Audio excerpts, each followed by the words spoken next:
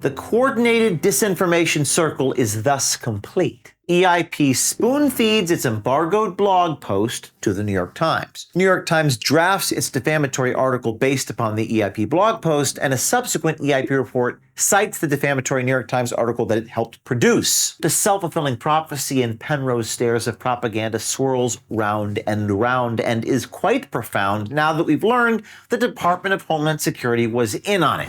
We found out last week, thanks to Representative Jim Jordan, what we've known since 2020. The federal government intervened with social media platforms to censor and silence me and a bunch of other voices on the right. Jordan released this report, The Weaponization of Disinformation, Pseudo-Experts and Bureaucrats, How the Federal Government Partnered with Universities to Censor Americans' Political Speech. Now, this is an unbelievable and quite complicated story involving universities, the government, something called EIP, Election Integrity Partnership, the New York Times, and videos that we've produced, Facebook, USA Today. It's a complex Penrose stairs of propaganda, a Kafkaesque self-fulfilling prophecy, but it's very important that you follow along because this is the playbook that they're going to use in the 2024 election. On September 29, 2020, the Election Integrity Partnership, a joint undertaking of Stanford University and the University of Washington, published a blog post regarding a video report by Project Veritas that alleged unlawful voting practices were taking place among the Somali American community in Minneapolis, Minnesota. This video I've talked about hundreds of times. That's the video where the guy had all the ballots on his lap. Numbers don't lie. Numbers don't lie. Wajida gaarigaygu waa buuxaa. Waxaas waa absent ballot salka yaala. Soo ma jeedin.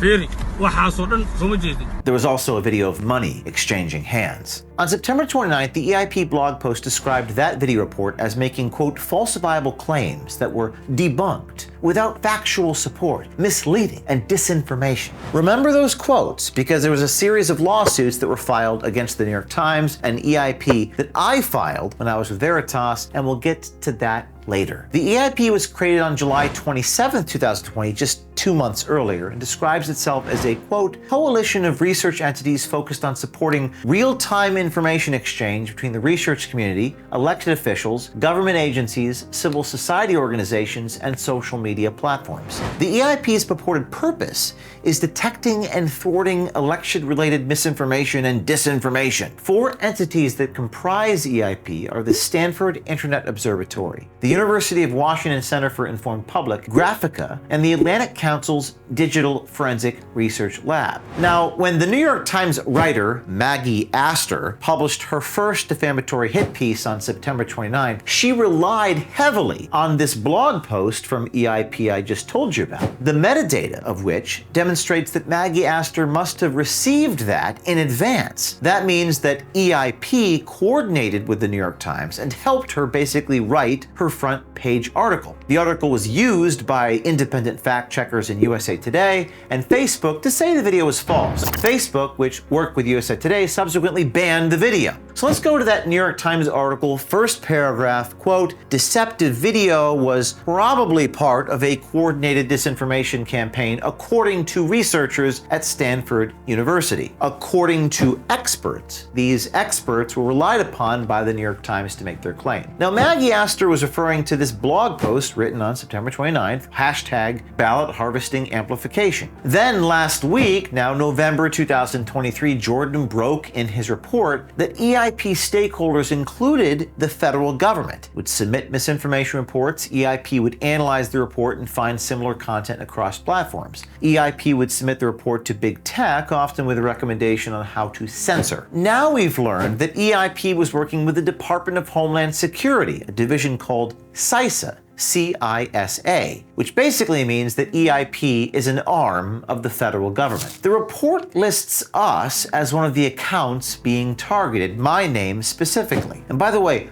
who is affected by all this? You. You lose out on valuable, truthful information because social media platforms gave in to this unelected, unaccountable secret group and removed critical information from the web. When you went to the polls or went in for a third booster shot, you didn't have all the information you needed to make an informed decision. And the federal government was responsible for all of that. A lot of other important voices were also censored. Seth Dillon, even the Babylon Bee, a satirical website, was targeted. Even this straightforward tweet by a lawyer named Harmeet Dillon was censored by Twitter at the request of the Election Integrity Project. So whose idea was this? Well, it was the Department of Homeland Security's Cybersecurity and Infrastructure Security Agency, or CISA, teamed up with Stanford and other universities during the height of the pandemic to monitor online speech and flag any post they deemed as mis or disinformation. The social media platforms then deleted that content, or worse, banned the user. Now, in terms of CISA, one of the emails Jordan found was from Alex Stamos to Stanford University. Hey Kate, you have any time this afternoon to chat? We're working on some election monitoring ideas with CISA, and I would love your additional feedback before we go down this road.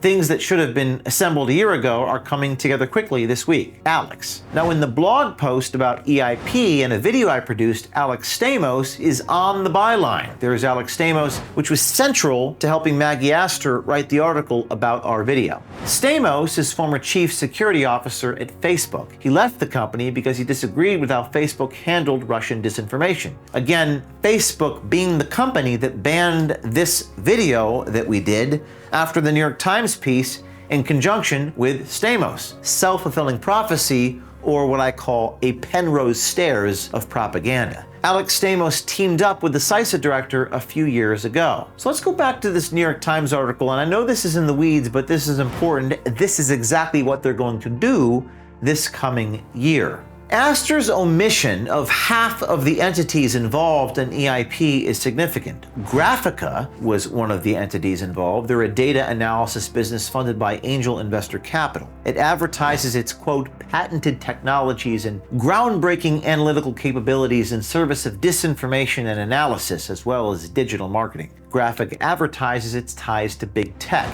Its website notes that it provides services for Fortune 500 companies who rely on Graphica for purposes that include, quote, disinformation detection, leading Silicon Valley platforms to use our platform to discover and investigate disinformation campaigns. In fact, Graphica's website provides a case study of its disinformation detection work for Facebook. Accordingly, Graphica's continued profits depend on the continued public concern about the existence of online disinformation across social media platforms. Also, Graphica advertises its EIP affiliation on its website. That includes hosting a link to EIP's report titled The Long Fuse, Misinformation, and the 2020 Elections. As with the earlier blog post, New York Times writer Astor used to draft her defamatory article, that EIP report alleges that the Project Veritas ballot harvesting reporting was mis or disinformation. This report cites the defamatory New York Times article. The video's ballot harvesting claim was not well supported. As Maggie Astor of the New York Times described several days later, the video claimed through unidentified sources and with no verifiable evidence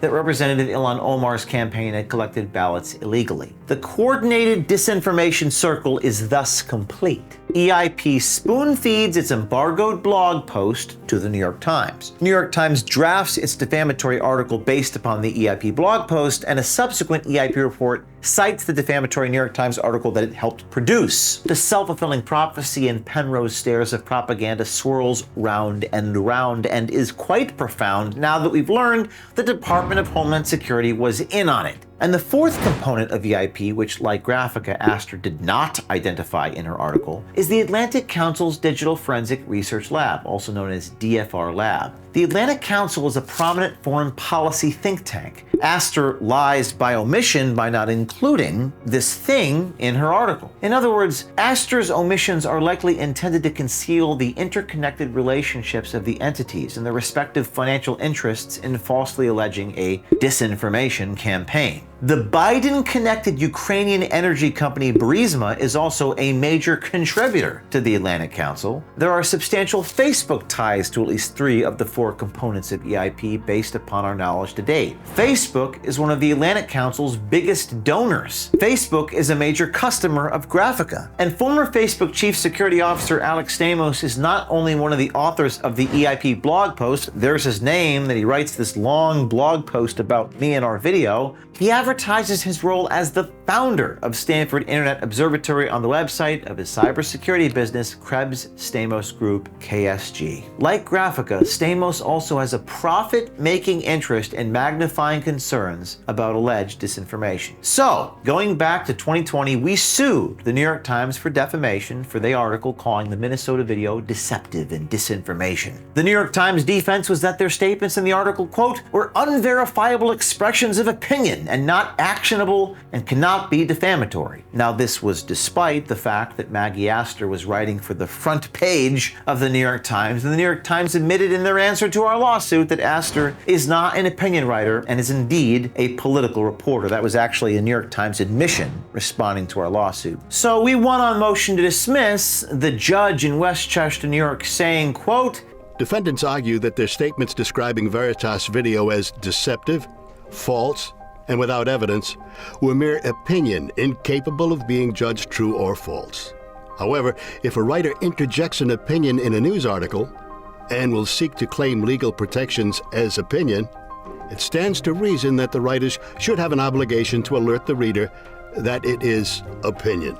The articles that are the subject of this action called the video, quote, deceptive, but the dictionary definitions of, quote, disinformation and deceptive provided by defendants' counsel certainly apply to Astor's and Shu's failure to note that they injected their opinions in news articles, as they now claim. The judge noting the complete irony of an article about disinformation that fails to mention in the article that what they're saying is an opinion which is then used as evidence to go ban a video because it's not factual. Complete contradiction. Now, the EIP blog post that I talked about earlier describing the video report as falsifiable claims that were debunked, without factual support, misleading, disinformation, all those buzzwords in that article. So we decided to sue Election Integrity Project because we can't sue the article at the New York Times without also suing the basis by which the article was based upon. The New York Times escaping accountability by saying, well, this is just what the experts say. So we sued the expert in Washington State, Stanford, University of Washington. They moved to dismiss the lawsuit, arguing that the statements about myself and Veritas are not actionable because they are, quote, not factual statements, not capable of being proven true or false, and because the academic researcher's statements, quote, lack precision. This is how these institutions are able to escape accountability under the libel laws. May of 2022, federal judge in the Western District of Washington State granted Stanford and University of Washington's motions to dismiss on all of those reasons. The judge concluded that readers of Stanford and the University of Washington's analysis would have expected to encounter the analysis reflected the author's subjective biases, including mischaracterizations and exaggerations. The federal judge agreeing that there were mischaracterizations and exaggerations, and thus the statements that we took issue with were not actionable because they were, quote, not capable of verification or refutation by means of objective proof. So in the federal judge's order dismissing our lawsuit, he notes that the statement that our video had been debunked is incapable of being proven true or false. This is a federal judge talking about this. Mischaracterizations and exaggerations are part and parcel of this subjective and biased blog post that was created. The judge saying that, quote, readers of the EIP blog post were prepared for the authors to be giving their opinion about election fraud. Now, I don't think that's actually the case. I don't think that most people that reading this in the New York Times have any idea about the mischaracterizations and exaggerations. They take it upon face value that these experts, we don't know who Alex Stamos is. We don't know the genesis of these statements, Mr. Federal Judge. He also says, quote, a reasonable inference to be drawn from the complaint is that readers of the EIP blog post would have had some awareness of the allegedly left-leaning biases of the authors. So Thomas S. Zilli, U.S. District Judge, concluded the statements in EIP published were not actionable as a matter of defamation law, and the case was dismissed. So we intended to appeal that to the Ninth Circuit, and then I was removed from Project Veritas. Now, as to the New York Times lawsuit, what's the deal with that? Well, that went to the New York Court of Appeals, which is the state Supreme Court in New York, and there it sat, with the New York Times arguing in their motion, replying to us that, quote, neither the words deception, that was the word that Astor used to describe our reporting, nor the word verifiable has a precise meaning that is readily understood. Can't make that shit up. The New York Times lawyers are arguing in the New York Supreme Court that words don't have meaning. But somehow words do have meaning, according to them, because they're using them to help ban our videos and make the case that we are a threat to democracy. It's like a case out of Orwell's Doublethink. An EIP, Stanford, CISA, DHS, Stamos, and Maggie Astor. By the way, Maggie Astor has scrubbed her identity off the internet, presumably because she doesn't want me to ambush her with a microphone. All of this seems predicated on there being some truth or falsehood as to the verifiability of our investigative reporting. And yet, they're trying to escape accountability in a court of law by saying that what they're saying cannot be verified. And of course, it costs millions of dollars for us to pay all these lawyers that help file all these motions, and Veritas has run out of money paying all those lawyers after I left, and I believe the lawyers are owed money. Now, this is a developing story. There'll be more to report, lots of information here to digest, and much to understand heading into the election in 2024. Alex Stamos is certainly bound to continue peddling his Penrose stairs of propaganda. There'll also be other organizations that we investigate, and if you have information about any of this, you can contact us at Signal, our number here. You can also go to our website and submit a tip. We have high-level sources that continue to work with us, and we'll continue to work with those sources as well as go undercover. Stay tuned.